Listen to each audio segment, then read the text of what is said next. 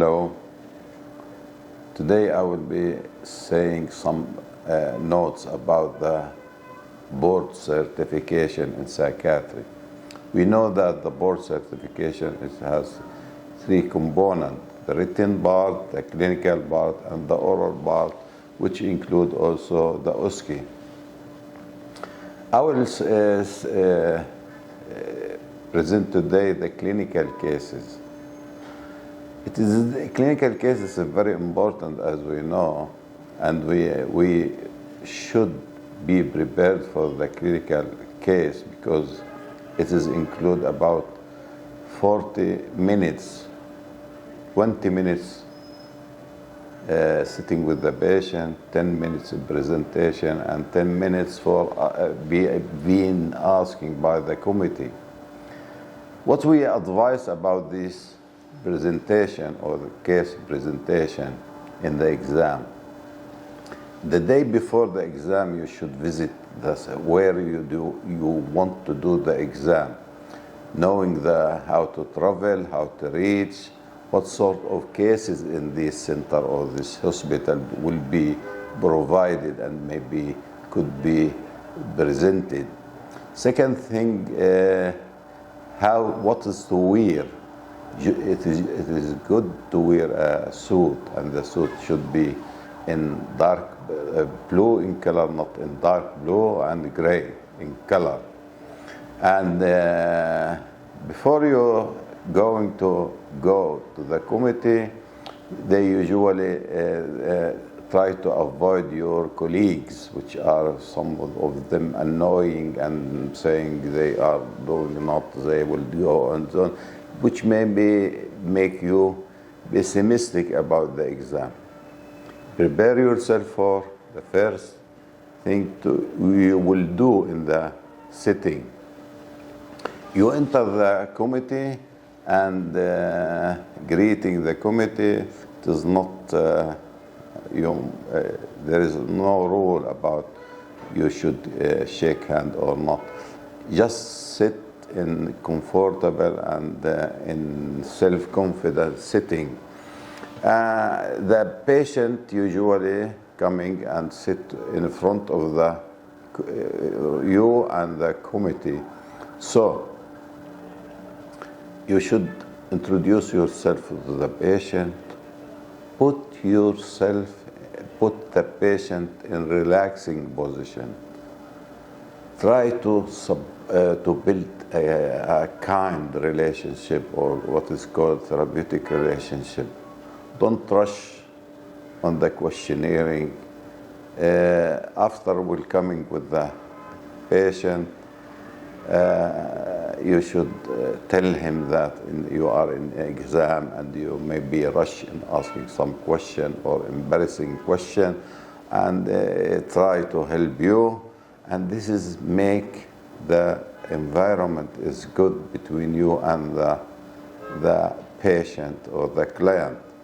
The patient usually, or maybe an actor and maybe a patient, as this is different as it is doing also in OSCE.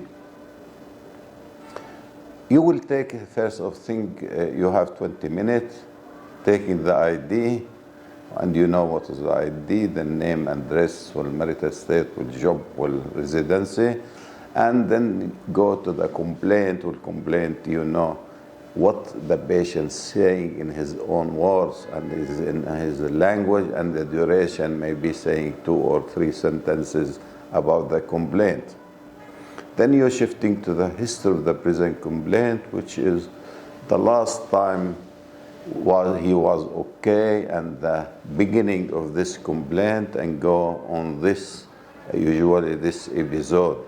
You're asking, as you know, open-ended questionnaire, and we know the questionnaire is 3 types: open-ended, close-ended, and suggestible. And this is depend on the time and the relationship and the mentality of the patient. After you asking the details about the complaint and the history of the present complaint, which is the causes, what sort of treatment he has, what affect him, and so go on with the history in details. After that, you're shifting to the family history, and in the family history, of course, you know, you go to structure of the nuclear family, not in details, but you are shifting to know that what is the relationship between the family and the patient. And then you sweep down to medical, to asking about neurological disorder or a neurosurgical disorder or I think. Then you're shifting to the family history of psychiatric illness. It is important to asking this question to support your diagnosis, and you know the etiology. You go then to the personal history, milestones, teaching, job record, forensic psychiatry, medical history, morbid personality, and the social setting and his life, and his habit, his morbid personality, leisuring, smoking, and so on. All of these things give you a short summary about his life, about the history, and we know that the history is written in the ordinary language of the patient. And you should do some practice before the exam, how to take the history, how to write. You should not write every word in what he's saying, because you have no time. Just try to put the salient feature in the history.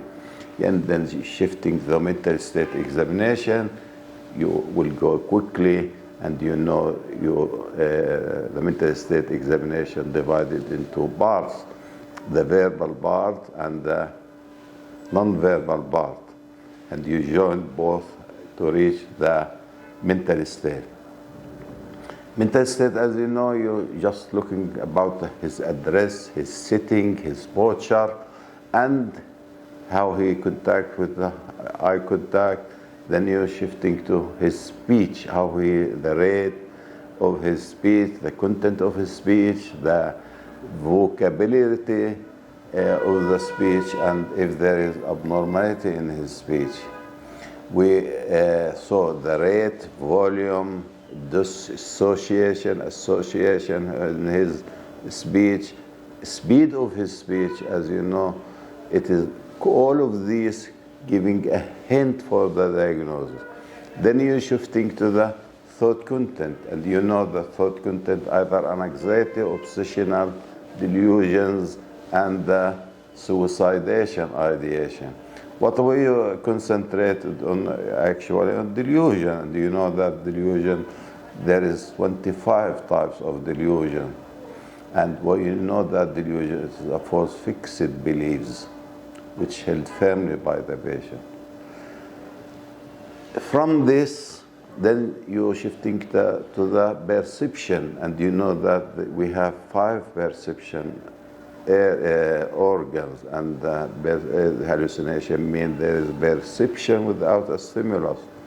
So you're concentrating, asking about the auditory hallucination, visual hallucination, gustatory, olfactory, somatic, and you're gathering from this what is the salient, what is the psychopathology, which are reappear from this examination, shifting then to the cognitive function, about the orientation, time, place of person, concentration, and very important question about insight. It is very important that insight is very good, because you know that insight could be full insight, partial insight, lack of insight. And just from this, you can differentiate it from the insight neurosis from psychosis. Don't forget asking about the mood of the patient. And it is very important, because mood it is essential part of mental state examination, and the association and the form of thought from the owner of the thought, dissociation, the formal disorders of the thoughts and the content of the thoughts, as I said. So then the examiner will ask you, what is your differential? You mentioned the history and mental state. Now the committee will ask you about what is your differential diagnosis. Differential diagnosis, that you put 3 differential diagnoses, which is more close to each other. For instance, schizophrenia, schizoaffective schizophrenia may be bipolar or may be paranoid. And you will be asking about what is with and against every branch of diagnosis. You said schizophrenia, why, and against schizophrenia. You say bipolar against the bipolar. You say mood disorder, paranoid, with and against, and then you will be asking about what is your final diagnosis. And your final diagnosis is coming from the history, psychiatric history, mental state examination, and if he shifting and asking and said that he's seen by many doctors and saying what is his diagnosis and what is the treatment. All of these criteria, you can get the diagnosis, and you establish and reinforcing that the element of the diagnosis regarding to the ICD-11 or DSM-5. After that, they ask you what is the etiology, and the etiology, you know, there is morbid, precipitating, and perpetuating factor and preventing factor. The other question what is will be asked is about management, and you know that management is divided to, first of all, the investigation, either biological investigation or the psychometry investigation, short-term management, long-term management, and everyone containing the biopsychosocial, and the second term of management, which is preventable, which is biopsychosocial and rehabilitation. The last question will be asking about the prognosis of the case, and the prognosis you get good or bad, or risky or not risky, from the element. Maybe if there is 12 points or maybe 14 points which support the good or bad prognosis from the history, from the mental state, and from the interview. Family history of the young age, male age, gender, family history of mental illness, gradually of the onset, previous onset, severity of the onset, compliancy of the treatment.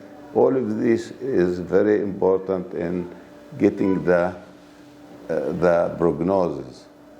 As you know, or what I said, it is mainly into the risky factor, especially the compliancy. After that, you finished, and the committee say to it is now finished, and you should thankful for the committee and thankful for the patient, and you should go with the patient, reach him on the outside, and getting back, and if there is any question from the committee, they will be asked for you.